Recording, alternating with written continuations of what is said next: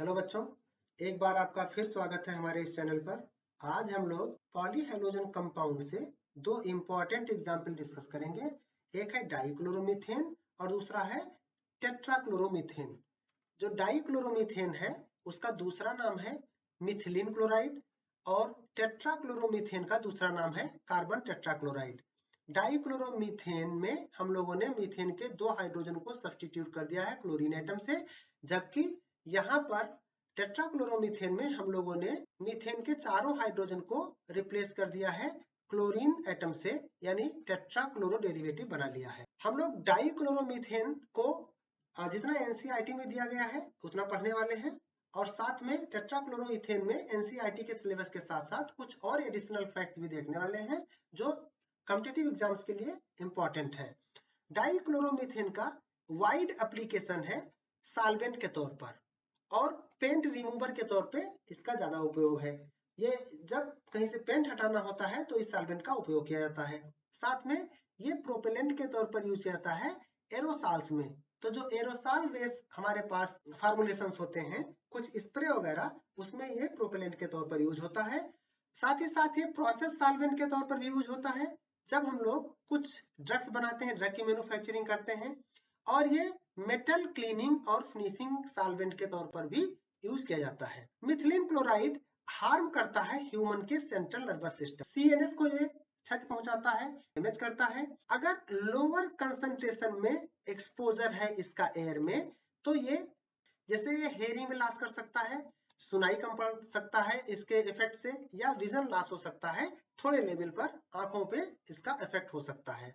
अगर high concentration में methylene chloride है एयर में, तो वो डिजीनेस काज करेगा, चक्कर आना, मिथली जिसे नासिया कहते हैं, और साथ साथ ये हाथ पैरों की उंगलियों में सेंसेशन यानी सनसनापन महसूस कराएगा।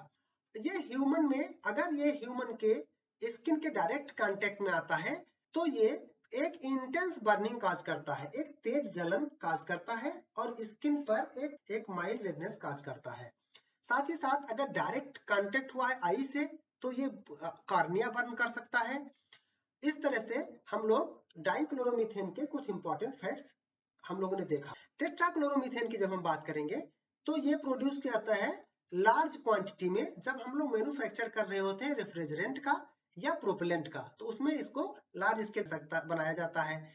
इसके साथ साथ ये एक फीड स्टॉक के तौर पर यूज किया जाता है जब हम लोग सिंथेसिस करते हैं क्लोरोफ्लोरोकार्बन का, कुछ और केमिकल्स का, या फार्मास्यूटिकल केमिकल्स का, उनकी मैन्युफैक्चरिंग में। साथ साथ जनरल सॉल्वेंट के तौर पर भी इसका एप्लीकेशन है। लगभग मिड 1960 तक इसका एप्लीकेशन कुछ भी इस तरह से था, क्लीनिंग फ्लूइड के तौर पर यूज होता था। ये इंडस्ट्री और इंडस्ट्री में ये डीग्रीसिंग एजेंट के तौर पर यूज होता था। साथ ही साथ ये घरों में दाग धब्बे छुड़ाने के लिए भी इसका एप्लीकेशन होता था, और ये फायर एक्सटिंग्विशर के तौर पर यूज होता है। इसको भी हम कुछ ऐसे भी साक्ष्य मिले हैं कि carbon tetrachloride liver cancer cause करता है, यानी एक तरह से लीवर कार्सिनोजेनिक एजेंट है, लीवर में कैंसर काज करता है ह्यूमन के। इसके साक्ष्य मिले हैं, तो इस पर बड़ा इंपॉर्टेंट क्वेश्चन बनता है। और इसके जो इंपॉर्टेंट सिम्टम्स होते हैं इसके एक्सपोजर के साथ साथ, उसमें हो सकता है डिजीनेस, सरदर्द होना, और मितली होना या उल्टी होना, चक्कर आना, ऐसे सिम्टम्स ये ला सकता है जिसका एक्सपोजर होता है जब किसी पर्सन का। इसके साथ ही साथ ये परमानेंट डैमेज कर सकता है, कर देता है कई बार नर्व सेल्स का, यानी तंत्रिका कोशिकाओं का ये परमानेंट डैमेज कर देता है। अगर सीवियर केस है, ज्यादा कार्बन टेट्राक्लोराइड का एक्सपोजर हो गया है, तो वो नर्वस सिस्टम को ज्यादा इफेक्ट करता है, और कई बार पेशेंट कोमा में चला जाता है, बेहोश हो जाता है, कई बार उसकी डेथ भी हो जाती है। कार्बन टेट्राक्लोराइड हृदय गति को भी इरेगुलर कर देता है, और कई बार हृदय गति रुक जाती है। तो जो हृदय गति का रिदम होता है उसको ये इरेगुलेट कर देता है, और साथ साथ कई बार हृदय गति इससे रुक जाती है। ये एक इंपॉर्टेंट पॉइंट है कार्बन टेट्राक्लोराइड की टॉक्सिसिटी से संबंधित। अगर आंख से कांटेक्ट होता है इस केमिकल का, तो ये इरिटेशन लाता है, इरिटेट करता है। साथ में कार्बन टेट्राक्लोराइड जब रिलीज होता है एटमॉस्फेयर में, एयर में, तो ये एटमॉस्फेयर में पहुंच करके स्ट्रेटोस्फेयर में प्रेजेंट ओजोन लेयर को डिप्लीट करता है। ओजोन लेयर हम लोग सब लोग जानते हैं पहले से कि ये बाहर से आने वाली अल्ट्रावायलेट रेडिएशन को रोकता है। अगर ओजोन लेयर को डिप्लीट कर देगा, उसकी डेंसिटी कम कर देगा, तो वहां पर अल्ट्रावायलेट रेडिएशन ज्यादा आने के चांसेस हो जाएंगे पृथ्वी पर। और एक बार अर्थ पर ज्यादा अल्ट्रावायलेट रेडिएशन आएंगे तो वो स्किन कैंसर बढ़ जाएगा, साथ ही साथ आई डिजीज बढ़ जाएंगी और इससे संबंधित और डिसऑर्डर्स बढ़ जाएंगे, और ये पॉसिबली इम्यून सिस्टम को भी का डिस्ट्रप्शन करेगा, को डिस्टर्ब करेगा। इसके साथ में हम लोग कुछ प्रिपरेशन के मेथड्स पढ़ेंगे कार्बन टेट्राक्लोराइड के। तो कार्बन टेट्राक्लोराइड हम लोग मीथेन से बना सकते हैं। इसमें हम लोगों को मीथेन की रिएक्शन करानी है एक्सेस अमाउंट ऑफ क्लोरीन के साथ, और जिसको हम लोग लगभग 400-500 डिग्री सेल्सियस टेम्परेचर देंगे, जिससे कि ये फ्री रेडिकल मैकेनिज्म हो पाए और कार्बन टेट्राक्लोराइड इजिली बन जाता है।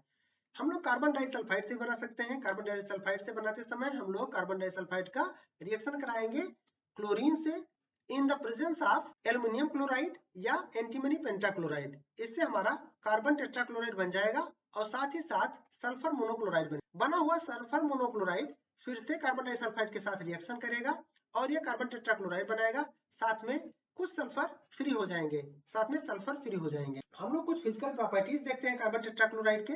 कार्बन टेट्राक्लोराइड एक कलरलेस लिक्विड है। ये एक कैरेक्टरिस्टिक स्मेल रखता है, ये पॉइजनस होता है और ये जलता नहीं है, नॉन इन्फ्लेमेबल है, ये वाटर में इनसॉल्युबल है और साथ ही साथ ये ऑर्गेनिक सॉल्वेंट में डिजॉल्व हो जाता है। ऑर्गेनिक सॉल्वेंट में इसलिए डिजॉल्व हो जाता है क्योंकि organic solvent non polar nature के हैं और वाटर पोलर नेचर का है।